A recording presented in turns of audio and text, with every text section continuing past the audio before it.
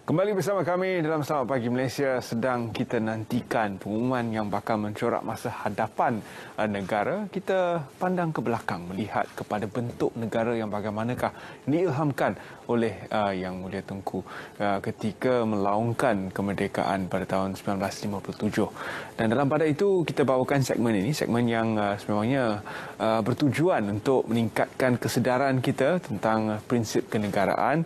Dan kita bersama dengan tetamu saya dalam segmen ini, Encik Muhammad Nizam Ismail, Timbalan Ketua Pengarah Kecemerlangan di AIDID ataupun Institut Pembangunan dan Kecemerlangan Kepimpinan Kementerian Belia dan Sukan.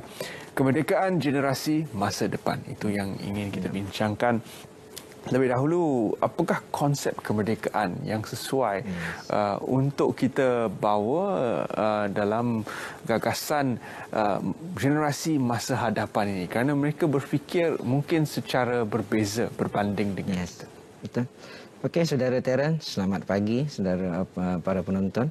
Apabila kita berbicara soal merdeka dan generasi muda, sering kita dengarkan analogi bahawa generasi muda adalah pewaris masa depan negara. Tetapi apa yang kita lihat bahawa dalam untuk melahirkan sebagai barisan pemimpin, barisan pewaris barisan kepimpinan negara, dalam perjalanan liku-liku perjalanan tu generasi muda ini berhadapan dengan pelbagai cabaran, pelbagai kemelut, tantangan, cabaran-cabaran yang datang dari pelbagai arah, dari pelbagai sudut.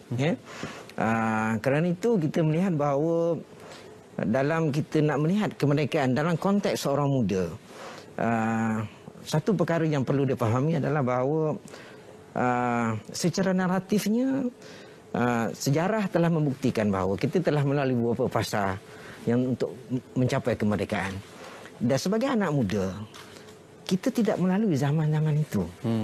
Jadi adalah perlu untuk pemahaman tentang memahami latar belakang perjuangan anak-anak, pejuang-pejuang kemerdekaan perlu ada pada anak-anak muda. Kerana itu kita melihat bahawa untuk pergi bagaimana anak-anak muda itu memainkan peranan untuk mengisi kemerdekaan itu. Kalau generasi sebelum ini, generasi pejuang kemerdekaan itu memperjuangkan kemerdekaan. Melalui berkorban masa, tenaga, keringat, darah, bahkan nyawa. Tetapi pada saya bahawa untuk melihat kepada hala tuju masa hadapan sebagai anak-anak muda, generasi muda hari ini adalah perjuangan untuk mempertahankan kemerdekaan dan mengisi kemerdekaan itu sendiri.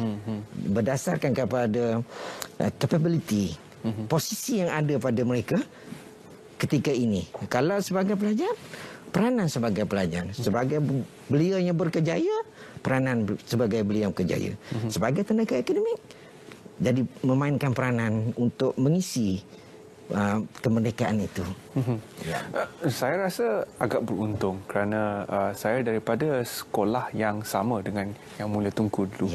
Dia adalah old boy sekolah kami. Jadi sedikit sebanyak ketika berada di bangku sekolah kami diterapkan dengan falsafah, prinsip dan juga konsep Tunku ke arah mencapai kemerdekaan dan falsafah Tunku untuk negara kita bergerak ke hadapan. Adakah generasi muda kini inginkan negara yang sama falsafah, konsep dan hala tujunya dengan negara yang digagaskan pada tahun 1957 ataupun adakah pada pendapat Encik Nizam mereka mempunyai pandangan yang sedikit berbeza?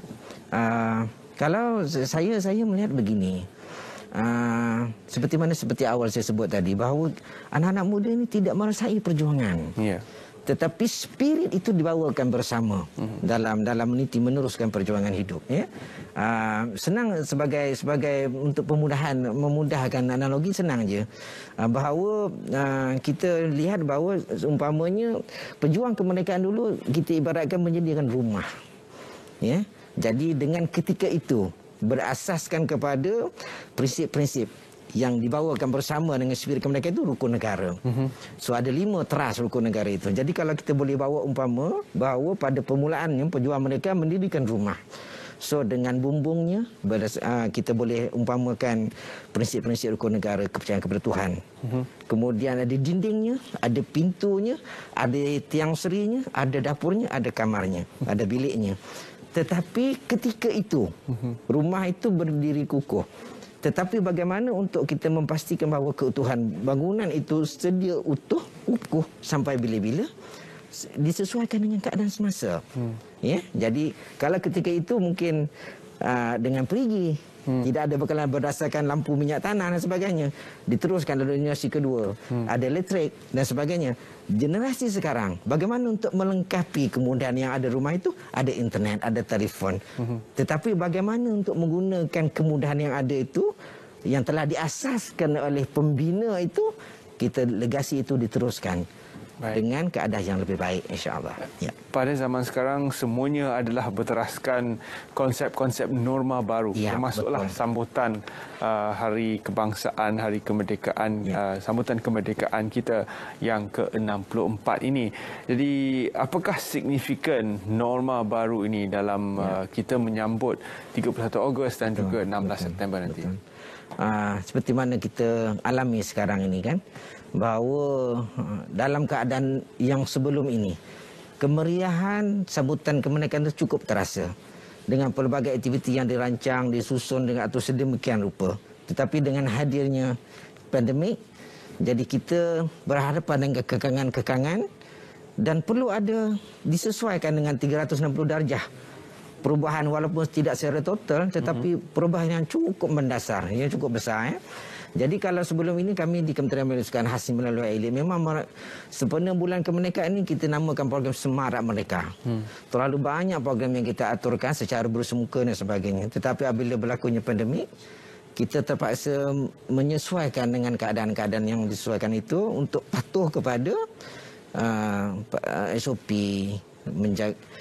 menjaga kita dan orang lain.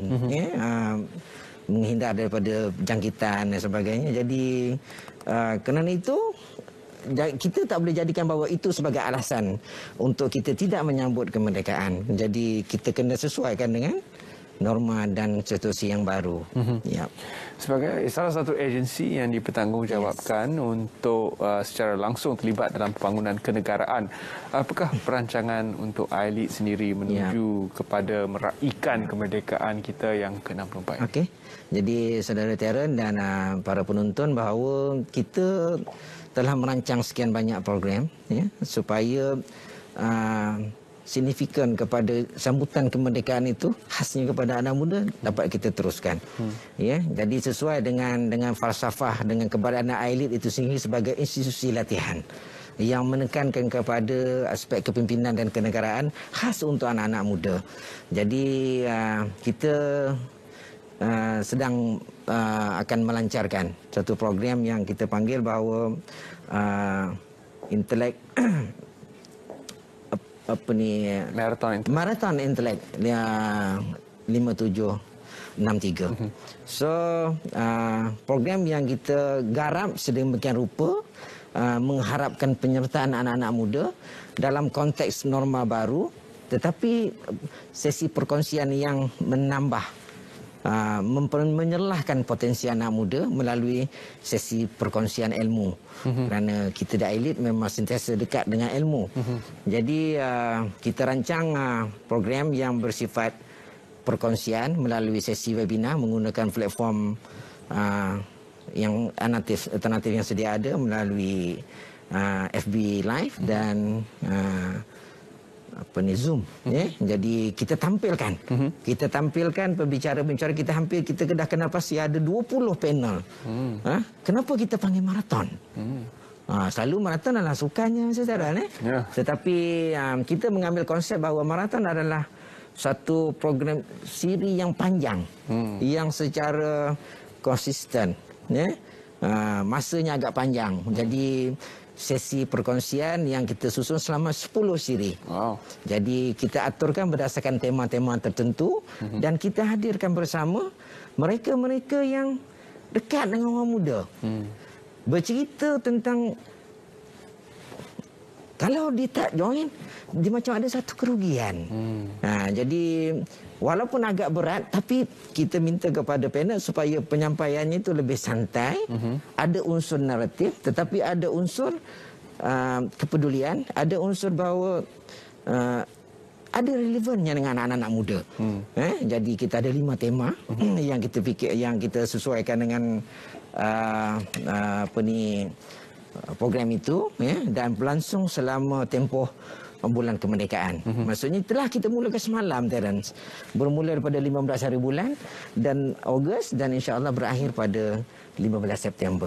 Kepuncaknya kepada sambutan Hari Malaysia. Jadi kita hadirkan pelbagai mereka yang punya pelbagai latar belakang. Ada selebriti, ada tokoh akademik, ada politik, ada ekonomi, ada pelakon. Jadi boleh kongsikan nama-nama tokoh-tokoh ini yang mungkin akan menarik minat. Antaranya, jadi kalau tokoh akademik, seorang yang cukup veteran, cukup dikenali, Prof. Dr. Nordin Kardi, seorang yang mencintai patriotisme. Kalau sebut soal patriotisme, siapa tak kenal Nordin Kardi? Seorang ahli akademik. Kemudian orang ahli politik, termasuk Timbalan Menteri kita, Senator Wan Ahmad Faizal, selebriti Z Zaidi, daripada seniman bercerita tentang seni dan budaya kaitan dengan anak muda. Kita hadirkan juga pelakon, kita hadirkan juga pelbagai tokoh supaya relevan dengan anak-anak muda. Jadi selain daripada anak-anak muda sendiri, Presiden IBM yang menyantuni pelbagai laksana beliau dia, kita hadirkan juga Presiden Majlis Angkatan Muda Malaysia Future Leader yang ada pengalaman. Jadi supaya anak-anak muda berasa bahawa untuk berperanan serta dalam sambutan kemerdekaan melalui sesi perkongsian ilmu, insya-Allah. Dari segi julat umurnya, siapakah kumpulan sasar untuk program Marathon Intelek 576? Okey, so seperti mana bahawa kita mensasarkan mereka yang merasakan bahawa terlibat secara langsung dalam anak-anak muda. Jadi beliau di bawah Kementerian Pendidikan, kita mensasarkan mereka yang berumur antara 15 tahun ke 35 tahun. Terdiri daripada kumpulan sasaran di bawah dasar beliau. Kita ada 8 kumpulan beliau, termasuk beliau masa, beliau sekolah, beliau IPT, beliau berkejaya dan sebagainya. Jadi kita harapkan selama tempoh itu mereka menyertai program-program yang kita telah susun atur, jadualnya pun fleksibel, supaya akhirnya kita dapat jayakan, insya-Allah. Boleh kongsikan Cik Nizam sedikit cabaran Aili dalam menyantuni golongan belia ini, terutama sekali dalam membawa mereka untuk menghayati semangat patriotisme? Cabaran yang pertama sekali adalah untuk kita menumbuhkan kesedaran, awareness di kalangan anak muda bahawa mereka punya tanggungjawab. Mereka punya peranan yang tersendiri dalam memastikan bahawa perjalanan liku-liku yang kita akan hadapi akan datang, termasuk dari segi politik, ekonomi, sosial dan sebagainya, itu dapat berjalan seperti mana yang sepatutnya. Jadi kemudian kedua, bagaimana untuk kita libatkan sama kumpulan belia ini yang telah pun mencapai umur tertentu untuk terlibat sama dalam tadbir urus negara melalui penyertaan dalam politik umpamanya, dalam kepimpinan negara. Jadi kerana itu adalah salah satu juga dalam kita punya tema itu adalah menyentuh soal demokrasi dan perlembagaan. Kita bercerita juga bagaimana undi 18. Bagaimana mereka yang berumur 18 secara otomatik itu berperanan. Proses edukasi politik itu dapat berjalan dengan baik supaya akhirnya mereka menjadi warga negara yang baik, yang boleh menyumbang kepada memilih kepimpinan negara yang baik. Kita lihat supaya akhirnya pelbagai kemelut dapat kita atasi dengan sebaik-baik mungkin. Nah, pada kita menuju 31 Ogos dan juga 16 September nanti, apakah harapan Tuan terhadap golongan belia ni, terutama sekali mereka yang mungkin menonton siaran ini sekarang dan juga sedang melihat kepada pautan-pautan Marathon 5763 dan ingin turut serta? Okey, jadi yang pertama sekali kita harapan saya bahawa seperti mana sesi sebelum ini bersama dengan Prof. Musyrik tadi, bahawa soal patriotisme itu kita tidak dapat lari daripada kehidupan kita, terutama anak-anak muda. Kerana itu semangat cinta ke negara, semangat sayang kepada negara itu perlu konsisten, ya, perlu disemai, dipupuk, diamalkan, dimotivasikan dalam kehidupan sehari-hari. Itu yang pertama. Kemudian yang kedua, kita mengharapkan supaya subjek kenegaraan itu menjadi interparti kepada kurikulum, kepada pelaksanaan program-program kita di bawah Kementerian Belia dan Sukan, supaya dalam apa juga program, elemen-elemen kenegaraan itu menjadi elemen-elemen teras. Ya, itu yang kedua. Yang ketiga, kita sangat mengharapkan supaya prinsip asas pemahaman kepada rukun negara sebagai lambang perpaduan negara, lambang perjalanan kita, itu menjadi trust juga kepada pelaksanaan program untuk kita memahami, untuk menjadi warga negara, hidup bermasyarakat, hidup bernegara kepada anak-anak muda perlu dijadikan tunjang. Rukun negara itu perlu dijadikan asas, panduan dalam apa juga program-program supaya dapat memastikan bahawa akhirnya dapat terlaksana dengan baik, tidak ada pelanggaran-pelanggaran, tidak ada ketidaktentuan, aturan kepada benda-benda yang lain. Dan yang terakhir sekali, pada saya bahawa dalam apa juga keadaan, dalam apa juga situasi, orang muda punya peranan, tanggungjawab yang boleh dimainkan dalam apa juga cara. Apa juga cara untuk memastikan bahawa untuk menjadi warga negara yang baik, banyak ruang dan peluang yang untuk kita boleh gunakan dengan sebaik mungkin. Akhirnya dapat mereka dapat kita hidup. Akhirnya masyarakat yang kita harapkan, seperti mana yang diharapkan oleh Tunku Abdul Rahman, seperti mana saudara Terence sebut awalnya tadi, akhirnya dapat berjalan seperti mana yang diharapkan, insya-Allah. Terima kasih Cik Muhammad Nizam dan terima kasih kepada Alex kerana bersama kami pagi ini dalam Saat Pagi Malaysia, dan kami harap juga golongan belia akan terus serta dalam sambutan kemerdekaan, sambutan Hari Kebangsaan, sambutan yang telah pun bermula sebenarnya dalam kita menggagaskan pelbagai agenda dan program untuk anda 31 Ogos dan juga 16 September, 2 tarikh keramat dalam sejarah tanah air.